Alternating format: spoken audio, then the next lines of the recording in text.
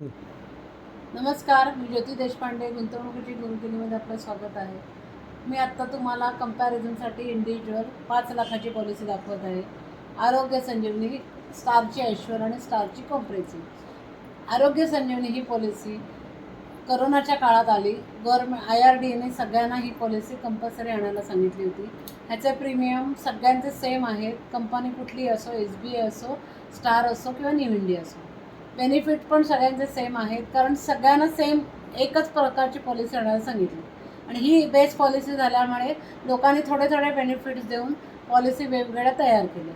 आता त्या काय आहेत त्या आपण चेक करूया. आता तुम्ही बघितलं तर आरोग्य संजीवनीमध्ये तुम्हाला समजा 5 लाखाचा क्लेम आला तर तुम्हाला 5% स्वतःच्या खिशातनं भरायचं. म्हणजे 5 लाखाची पॉलिसी आहे तर तुम्हाला 5 लाख नाही मिळणार, तुम्हाला 4,75,000 मिळणार, कारण 25,000 तुम्हाला खिशातनं भराल, कारण त्याच्यात पॉलिसीच्या टर्म्स अँड कंडिशनमध्ये लिहिलेलं आहे की 5% कोपे, मग एज कुठलाही असो. अशा पद्धतीने त्यांनी कॅल्क्युलेट केलं, म्हणजे अशा पद्धतीने प्रीमियम कमी ठेवलं. आता ह्या आरोग्य संजीवनीला बोनस नाही आहे.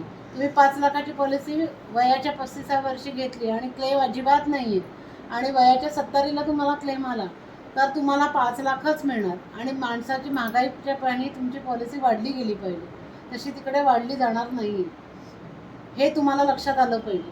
आता तुम्हाला आणि आजकाल रोबोटिक सर्जरी प्रकार आला आहे, तिथे पॅकेज आहे. त्याशिवाय तुम्हाला अनेक गोष्टींमध्ये तिथे रेस्ट्रिक्शन्स आहेत. सगळं तुम्हाला 5 लाखाला म्हणजे 5 लाख पूर्ण मिळणार नाही आहेत. रोबोटिक सर्जरी तुम्हाला 1,25,000 1,50,000 असं त्यांनी पॅकेजेस दिलेले. आता ॲश्युअर पॉलिसी बघूया. ही स्टारने गेल्या वर्षी नवीन आणलेली पॉलिसी आहे. ह्याच्यामध्ये पण प्रीमियमचं फरकमध्ये काय आहे तर बोनस त्यांनी 25% दिला आहे. डिस्पोजल आयटम त्यांनी 64 त्याच्यात कवर केले. डिस्पोजल आयटम म्हणजे सिरिंज काय काय मिळत नाही ते सगळे इथे तुम्हाला मिळणार आहे. रोबोटिक सर्जरी 100% मिळणार आहे, म्हणजे 5 लाखाच्या पॉलिसीला 5 लाख पूर्ण मिळणार. इथे OPD मिळणार नाही. OPD म्हणजे आपण साधं ब्लड टेस्ट वगैरे करतो, डॉक्टरकडे जातो कन्सल्टन्सीला, ती बिलं इथे मिळणार नाही आहे. हेल्थ चेकअप तुम्हाला ह्या दोन्ही पॉलिसींना आहे, ॲश्युअर आणि कॉम्प्रेहेन्सिव्हला. आरोग्य संजीवनीला हेल्थ चेकअप हा प्रकारच नाही आहे.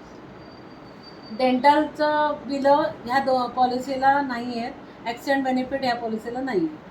आता बेनिफिट्समध्ये काय येतं तर तुम्हाला आरोग्य संजीवनी आणि ॲश्युअरमध्ये काय फरक आहे तर समजा 18 वर्ष ते 45 मॅटर्निटी बेनिफिट बरेच लोक घेतात.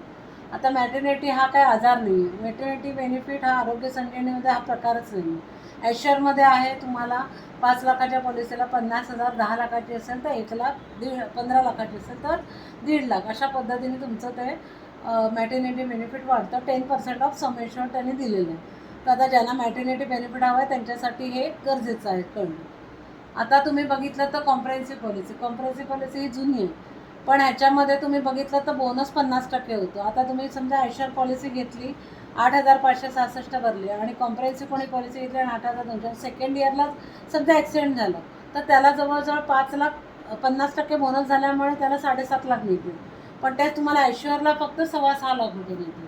तर अशा पद्धतीने फरक आहे. दुसरी गोष्ट म्हणजे डिस्पोजल आयटम कॉम्प्रेहेन्सिव्हला पूर्ण नाही आहेत, म्हणजे मिळत नाही आहे. रोबोटिक सर्जरी पॅकेज आहे तिकडे सुद्धा. OPD मात्र मिळते, त्यांनी बेनिफिट दिले. तुम्ही ब्लड टेस्ट वगैरे केलं आणि तुम्ही कन्सल्टन्सीसाठी आमच्या नेटवर्क हॉस्पिटलला गेला तर OPD तुम्हाला मिळतं. हेल्थ चेकअप आहे आणि कॉम्प्रेहेन्सिव्ह पॉलिसी जुनी आहे. ह्याच्यामध्ये त्यांनी डेंटल आणि ऑप्टिकल दिलं आहे. समजा क्लेम नाही असो नसो, तुम्हाला 3 वर्षातनं एकदा 5,000 रुपये ते लोक देणार. 5,000 म्हणजे 5 लाखाला 5,000, 1% ऑफ सम एश्युअर. आता तुम्हाला 5,000 म्हणजे आजकाल सगळ्यांना चष्म्याची बिलं आहेत, सगळ्यांना दातांचे प्रॉब्लेम्स आहेत, तर त्यासाठी त्यांनी हे बेनिफिट आणलं होतं आणि ह्याचा फायदा सगळ्या लोकांनी मोस्टली घेतलेला आहे. माझ्याकडे सगळी लोकं घेतात हे.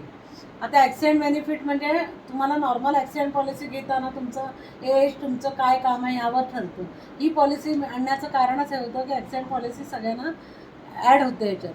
आता 5 लाखामध्ये तुम्हाला प्रीमियम नाही भरायचं आहे, इनबिल्ट कवर आहे. ॲक्सिडेंटमध्ये डेथ झाली तर 5 लाख, डिसेबिलिटी झाली तर 5 लाख, हा एक वेगळा बेनिफिट इथे होता. आता आपण 51 ते 55 एजचं बघूया. इथे आहे 11,641, इकडे 18,000 आणि इकडे येऊन 18,000. तर तुम्ही असं कंपॅरिझन केलं तर तो 51 ते 55मध्ये मोस्टली सगळ्यांना काहीतरी डोळ्याचं ऑपरेशन वगैरे असे प्रकार असतात. तर तुम्ही रोबोटिक्सनी ऑपरेशन डोळ्याचं केलं तर इकडे तुम्हाला 100% मिळणार, पण इकडे तुम्हाला तसं मिळणार नाही.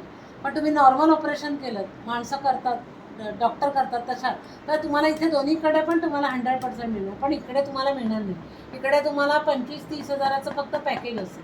आणि आज डोळ्याच्या ऑपरेशनला एका डोळ्याला जवळजवळ 60 ते 70 हजार खर्च येतो, आणि 2 डोळ्यांचं म्हणून 1 लाख ते 1.5 लाखापर्यंत जसं आपण लेन्स घेऊ त्याप्रमाणे असतं. म्हणजे 18,000 तुम्हाला इथे तुम्हाला 1.5 लाख मिळू शकतं. अशा पद्धतीने विचार केला तर तुम्हाला ते प्रीमियमचं कंपॅरिझन कळेल. आता समजा कोणी ॲश्युअर पॉलिसी घेतली आणि समजा रोबोटिक सर्जरी लागली, तर इकडे 5 लाखाला 5 लाख मिळणार आहे, पण इकडे तसं मिळणार नाही, कारण ही जुनी पॉलिसी. मग आपण इथे उडी मारली तर इथे प्रीमियम वाढतो. आता इथे 22 आणि इथे 24 आहे, पण इकडे पुन्हा प्रीमियम सारखा झाला, परत इकडे वाढतोय. अशा पद्धतीने थोडं इकडे तिकडे 19-20 असतं. तर तुम्हाला काय कशावेळी तुम्हाला काय उपयोगाला येईल आपल्याला माहीत नाही. त्यामुळे कंपॅरिझन करताना नीट करा. पॉलिसी पोर्ट करत असाल तर नवीन पॉलिसी घेऊ नका, पोर्टेबिलिटी करा.